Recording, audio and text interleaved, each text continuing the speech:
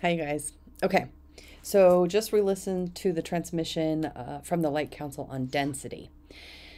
So the kind of interesting thing that they're trying to tell us here is that we actually are very dense with our time and our space and our experiences, and the more life that we live, the denser we get, and that can be kind of a burden when we're carrying around things like guilt or shame or limited beliefs.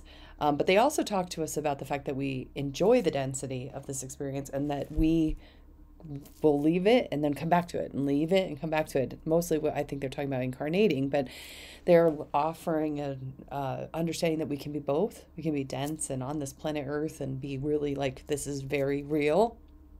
And we can be light and we can be lifting up into those higher frequencies.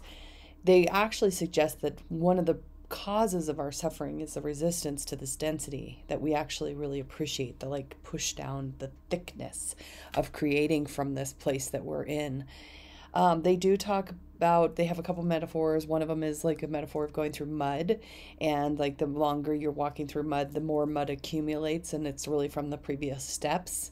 And unless you kind of like stop and shake things off, you can get pretty bogged down.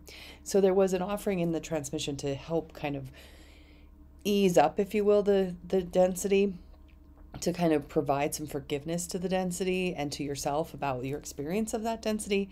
And at the end of it, they basically are like, you're love, you're enough, and we see that you're suffering.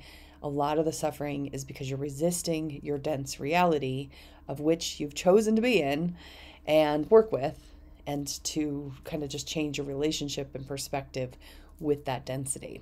So that's my take of what they said. All right, go be amazing.